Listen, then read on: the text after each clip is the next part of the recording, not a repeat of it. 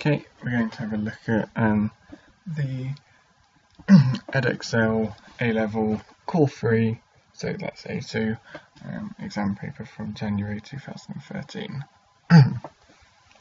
Right, so what we look at the moment is question 1.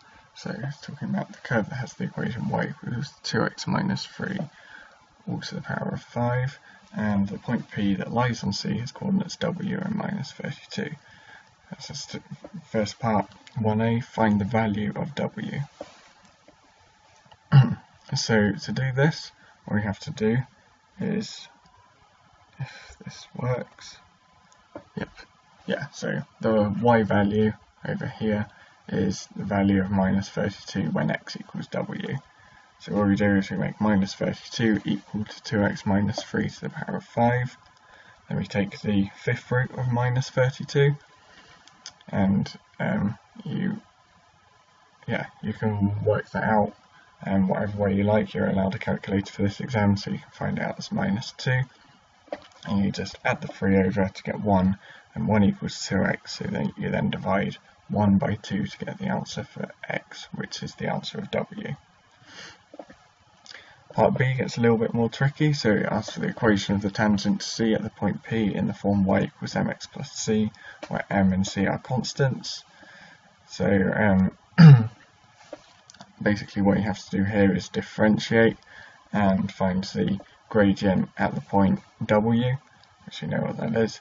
So to differentiate this, you want to use the chain rule. So I say y equals t to the power of 5, where t equals 2x minus 3, and we differentiate that to get 5t to the power of 4. And I've got here t equals 2x minus 3, dt by dx equals 2. And then what you want is dy by dx equals dy by dt times dt by dx, because then the dt's cancel out. And that's just 5t to the power of 4 times 2, which gets us 10t to the power of 4. So that's the equation of curve C up here differentiated, 10t to the power of 4. But then we just have to sub back in t equals 2x minus 3 to get everything in terms of x. So dy by dx equals 10 times 2x minus 3 to the power of 4. And then we sub in what our w was, so 0.5. So that gets us this here, which just then simplifies down to 10 times minus 2 to the power of 4. It gets us 10 times 16. And it gets us 160, which is the gradient. So then we use y equals mx plus c, and we can use any equation to find the actual form that it wants that works. So I'm using y minus y1 equals mx minus x1. So we know what m is, that's 160. We know what x1 is, that's 0.5. We know what y1 is, which is minus 32. So we sub all of that in, and then we just rearrange and simplify down to y equals 160x minus 112. And that's our answer. Okay, so we've done question 1, and we move on to question 2. So we've got g of x, which is just another function of x, equals e to the power of x minus 1 plus x minus 6. And then we want to show the equation gx can be written as x equals ln of 6 minus x plus 1, where x is less than 6. So let's shrink that down up there. So we've got g of x equals 0. So we know that 0 must equal e to the x minus 1 plus x minus 6. And then we just rearrange that. 6 minus x equals e to the power of x minus 1. And then if you take the natural log of both sides, then we've got natural log of 6 minus x equals x minus 1. And then natural log of 6 minus x plus 1 equals x, which gets us the equation it wants here. The reason it says when x is less than 6, you don't particularly apply to it, but you can't have natural log of a negative number, so it's just to confirm for that. Next part, the root of g of x equals 0 is alpha.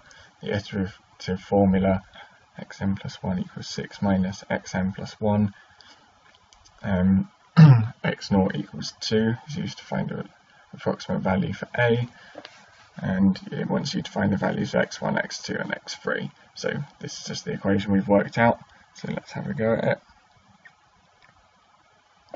So you see the table coming up here now. You've got x0 equals 2, and then you just sub in 2 to that equation, and you've got x1 equals 2.3863, and then you sub that into the equation, and you've got x2 equals this, and same again to get x3. So that's the values of x1, x2, x3, that's all there is to it, and that's 3 marks. And then it says, by choosing a suitable interval so that alpha equals 2.307, correct to 3 decimal places. So yeah, what you have to do to this is to go to one more significant figure, so one more over here, and then you add 0.0005 onto it and minus 0.0005 from it to get us the two values we plug in. So 2.3065 and 2.3075, and by showing that these two values that come out for g of x on the opposite sides of 0, we show that 2.307 is the correct value of alpha to 3 decimal places. Yeah, so you're subbing it into g of x, remember, not xn plus 1 equals ln 6 minus xn plus 1. That's just for the first. For the second part, you're needing to sub into here to show that it's either side of 0. Yeah, like I said, change of sign, so there's a root in between. Okay, so moving swiftly on to question 3, we've got a nice lovely curve here, and it just says it passes through the points Q, 0, 2 and P minus 3, 0 as shown. So it wants us to find the value of f of minus 3. So what you basically do is you want the x value of minus 3, which is here, and then that yields the y value of 0, and then that y value you sub back into the function because it's doing the function twice. So then you should see that the value of 0 yields the other y value of 2. So function minus 3 is equal to 0, so the function of minus 3 is the function of 0, which is 2. The next part, it tells us to sketch the curve of the equation y equals f to the minus 1 of x. So I'm going to do it on the same diagram because it's too difficult otherwise. So what you do for this is you draw the line y equals x, and you see that the function, if it's the inverse, it's reflected through that line, so something like this. Yeah, I use Microsoft PowerPoint and that hasn't come out quite as expected, but the principle's still there.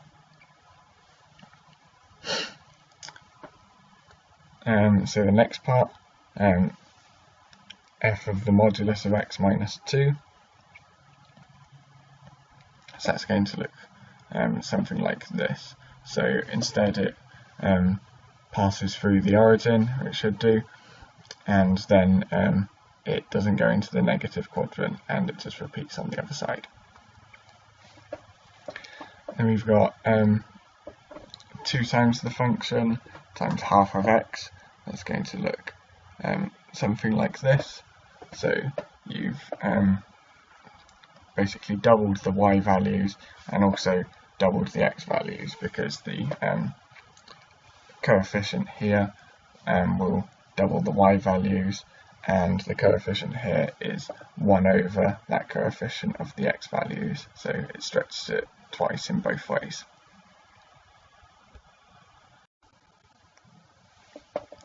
Okay, so question 4 is the r cos alpha question, and what we've got is the equation 6 cos theta plus 8 sin theta, and it wants us to get it in the r cos alpha form. So what we do here is we we have cos of a minus b, so that requires the r cos alpha form.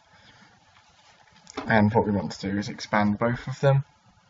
So on this side you use the double angle formula for cos, and on this side you use the double angle formula as well.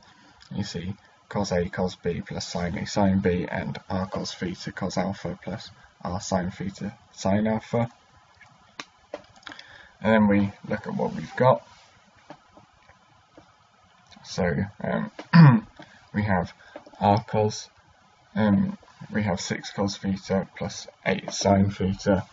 So we know if we compare the coefficients, we've got an r cos alpha times a cos theta here, and on this side we just got a 6 times a cos theta. So 6 has to equal r cos alpha, and on this side we've got an r sin alpha times a sin theta. On this side we've got an 8 times a sin theta, so 8 has to equal r sin alpha.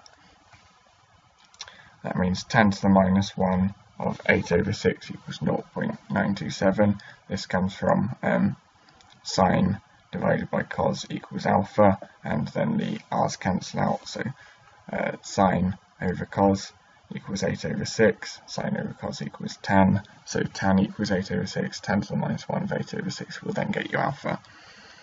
And our value of r is found by doing almost like a Pythagoras of this 6 and 8, so you do root of 6 squared plus 8 squared, and that equals 10. So that's part A finished. And yeah, just be careful here because it says to 3 decimal places, make sure you don't go over. And that's putting it into its final form, so like the form it says here, just putting the r where the r is and the alpha where the alpha is. Okay, so part B, we want to calculate the maximum value of p theta. So you can immediately see here straight away that 6 cos theta plus 8 sin theta is just what we found out earlier. So it's the same thing as 4 divided by 12 plus the thing we calculated in part A. And it wants the maximum value of p theta. So for this, because this is on the bottom, we want the minimum value of this thing, and because it's a cos, the minimum possible value it can be is a minus 1. So we then make that equal to minus 1, the cos part. So we've got 4 over 12 plus 10 times minus 1, which is 4 over 12 minus 10, which is 4 over 2, so that's 2. And that's the maximum value of p theta. So the value of theta at which this maximum occurs is minus 1 equals 10 cos theta, because we've equated this to minus 1. And then we just basically solve that for theta. So cos to the minus 1 equals theta minus 0.927, and cos to the minus 1 is pi. So you move this over to the other side, so pi plus 0.927 equals theta, and that gets us 4.069.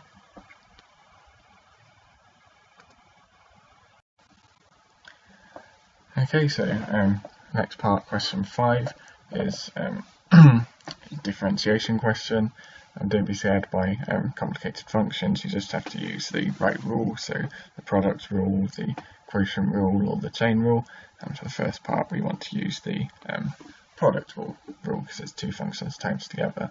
So y equals uv, and then dy by dx equals uv dash plus bu dash. So u equals x cubed, v equals natural log of 2x, u dash equals 3x squared, it's just the u differentiated, and v dash equals x to the power of minus 1, because when you differentiate a log it's f dash of x over f of x, and then we've got 2 divided by 2x, which just gets 1 over x, or x to the minus 1. Then we just sub these values down here into this equation, and that gets the thing at the bottom here. And we see one of the x's cancels out here, and then we just put this bit together. So part B, we do the chain rule, so y equals t cubed and t equals x plus sine 2x. And then you see dy by dt equals 3t squared, dt by dx equals 1 plus 2 cos 2x. So dy by dx, so to get dy by dx you do dy by dt times dt by dx. So then the dt's cancel out. That's 3t squared 1 plus 2 cos 2x. We just sub back in what t was, so 3 times t, which is x plus sine 2x squared, all times by 1 plus 2 cos 2x. And that's essentially the answer. I think you can't get much more simplified down than that. So the next part is x equals cot y, and it wants us to show that dy by dx equals minus 1 over 1 plus x squared. So we look at x equals cot y and we do dx by dy, which equals minus cos x squared y. That's in the formula booklet, I believe, if you don't know that. If not, try and find a method of working it out. And then we use, we want a way of simplifying this down into something we can do. So the way I always do it is if you've got something squared, you can look at the sine squared plus cos squared equals 1 formula. And if you then divide everything by sine squared, this becomes a 1. This becomes a cos squared over a sine squared, which is a cot squared. And then this divided by sine squared gets you your cos x squared. So then we've got 1 plus cot squared equals cos x squared. So then we can change our cos x squared for a 1 plus cot squared.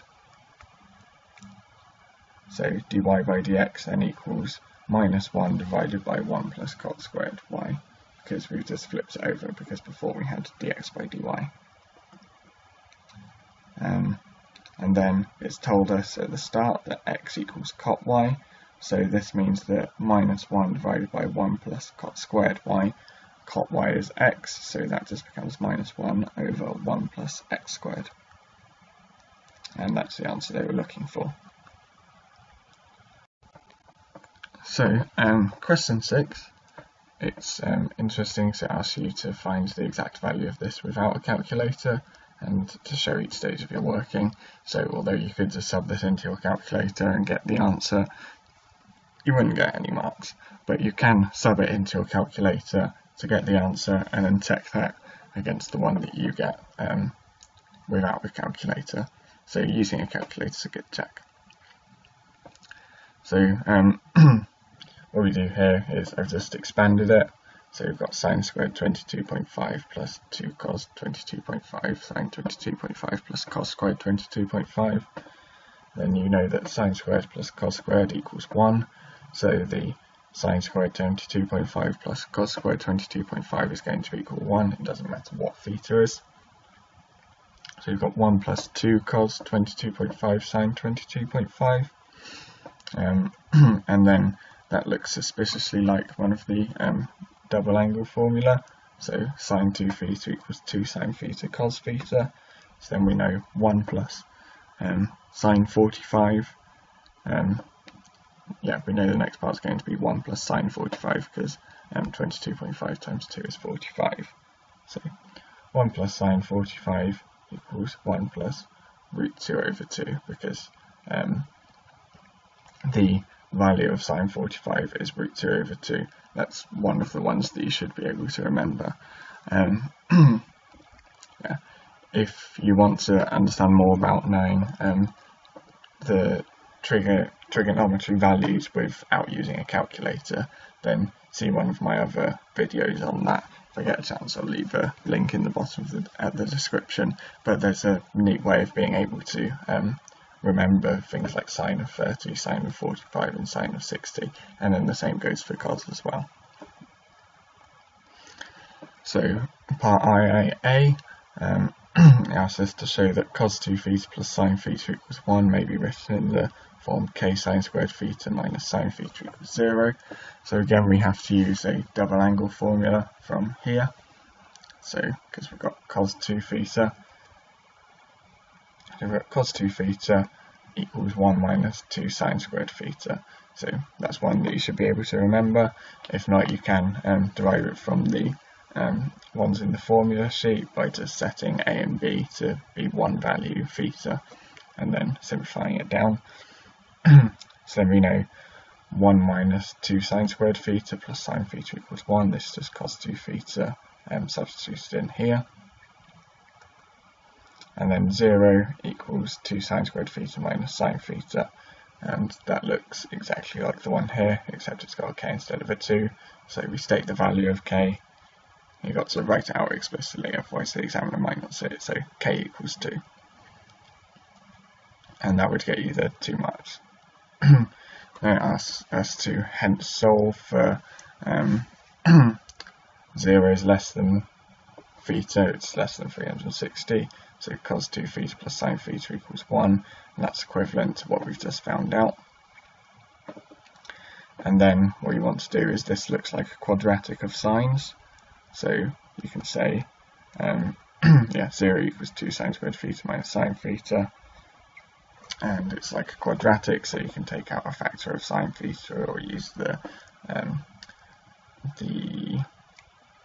quadratic formula if you'd prefer, but this way is just simpler. So you take out a sine theta, and then you've got left 2 sine theta minus 1. So that means sine theta equals 0 or 0.5, so that's just this thing solved for sine theta. And you do sine to the minus 1 of 0, which equals 0 or 180, and then sine to the minus 1 of 0.5, which is 30 or 150.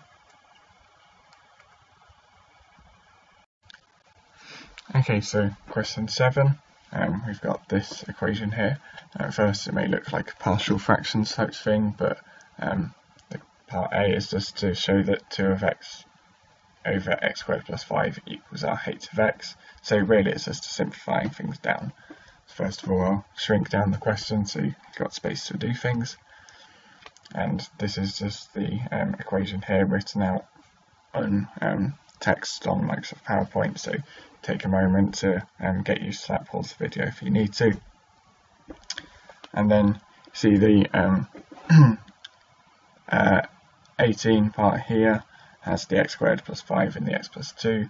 This one only has the x plus 2, this one only has the x squared plus 5. So by timesing this by x squared plus 5 and this one by x plus 2, then they all have a common denominator. So you times it by x squared plus 5 over x squared plus 5, it hasn't changed the actual value of it. This one by x plus 2 over x plus 2 hasn't changed the actual value of it. And then we've got the equation here with a common denominator. So this is just the thing expanded and then simplified down, because the plus 10 and the plus 8 cancel out with the minus 18. And then if you look up here, h of x doesn't have an x plus 2 part, but down here it does. So that means, just a hint, for when you factorise it, you're probably going to get an x plus 2 here, so then it can cancel out. And lo and behold, we do. So then the x plus 2 cancels out and it gets us the 2x over x squared plus 5. And that's our h of x. Part B wants us to find h dash of x in the simplest form, so that's going to mean differentiating it. And because we've got a function divided by a function, it's going to be the quotient rule, which is this. So try and learn that. Unless it's in the formula booklet, then have a good knowledge of it and how to use it, but you don't necessarily need to remember it for the exam. So we've got our u and our u dash, and then we've got our v and our v dash. And then all we do is just sub these things into this equation. So x squared plus 5 times 2 minus 2x times 2 of x. And then we've got everything divided by x squared plus 5 squared. So then this is just the top bit expanded. And then simplified down. So it can't simplify down any more than this, although at first it looks like that x squared plus 5 and x squared plus and 2x squared plus 10 can be simplified down here. You've got to remember you've got a minus at the front, so that can't actually work. So this is as simplified down as it can go. Part C, it wants us to find the range of h of x. So remember, the domain is all the possible x values, the range is all the possible y values. So you see the y part goes no higher than here, and here it looks like it tends to 0 as x tends to infinity. So the reason we've differentiated it is to find this maximum point, and then that will give us the range between this maximum point and 0. So yeah, that little range there. So we've got h dash of x is this, it's what we just worked out earlier.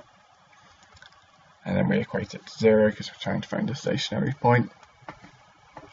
And then the x squared plus 5 squared, if you times both sides by that, it's still 0. And then this side, you just don't have the bit on the bottom to worry about. So move the 2x squared over to this side, and then divide everything by 2, leaves you with x squared equals 5. So x equals root 5. And then we want to sub the x back into hx, because then that will give us the y value that we're looking for. So the x value is just this point here, and we want the y one. So y equals 2 root 5 over root 5 squared plus 5, which is what we've which is root 5 subbed into y.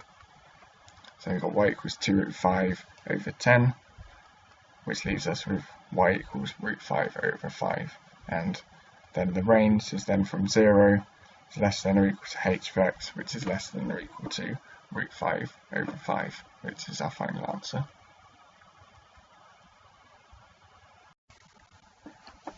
So in this question, question 8,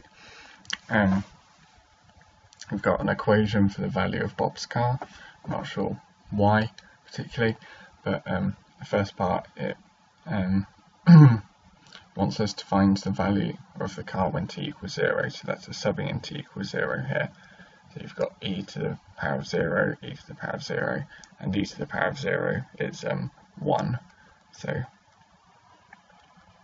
then v equals 1,700 plus 17,000 plus 2,000 plus 500 equals 19,500. This is just addition, and doing A-level maths you should probably be able to do that. Next part is to find the exact value of t when v equals 9,500. So we just make 9,500 equal to v, which then equal to this. So we first of all minus 500 from both sides, simplify it down a bit, and then we can take out a factor of 1,000 just to make life easier for ourselves. And when you look at this here, this one is just half of this one here, so you can say x equals e to the power of minus 0.25t, so then x squared equals e to the power of minus 0.5t, because remember that's your indices rules. If it's something squared, then you times it by 2, times the indices by 2. So that looks a lot nicer and something that's a lot simpler to solve. So we've got 0 equals 2x squared plus 17x minus 9, and then we can use either the quadratic formula, completing the square, or just factorising it to find our answers, which is x equals 0.5 or minus 9. This is the easy part, so I'm not going through that. It's just getting it to that point, which is a little bit more difficult. This is just factorising a quadratic. So the exact value of t when v equals 9,500, well, you're not going to have a negative time, so it's going to be x is going to be 0.5. Yeah. So 0.5 equals e to the minus 0.25t, and then you just take the natural log of 0.5. That gets us minus 0.25t. So t equals 4 ln of 0.5. Minus 4 ln of 0.5. So t equals 4 natural log of 2. So that's just the same form. Either of them should be okay. But this is just showing that it's actually a positive value, not a negative one. And yeah, it says the exact value, so don't write out what your calculator gives this as, and don't use your calculator to get the answer, because the exact value is the natural log. As a decimal, if you round it up, that's not going to be exact. So this next one, find the rate at which the value of the car is decreasing at the instant when t equals 8. Give your answer in pounds per year to the nearest pound. So a rate of change, that sounds very much like differentiation. So what we want is dv by dt. So if you remember how to differentiate an exponential, so d e to the ax by dx equals a e to the ax. So here you've just times the thing here by the thing here and kept it the same. Same's done to this side. Then it wants dv by dt when t equals 8. So we substitute that in. And yeah, you can then use your calculator to get the answer here. So it becomes dv by dt equals minus 593.49. So it decreases at a rate of £593 per year. So remember, it's asking for the rate it's decreasing, so you can't say it's decreasing at minus £593 per year, because that would be increasing. And you need to round it to the nearest pound, so this bit here wouldn't get you all the marks. So thank you for watching, and have a look at some of the other videos if you're doing maths or physics at A level. Subscribe to my channel, whatever you can, like this video and comment if there's anything you haven't understood.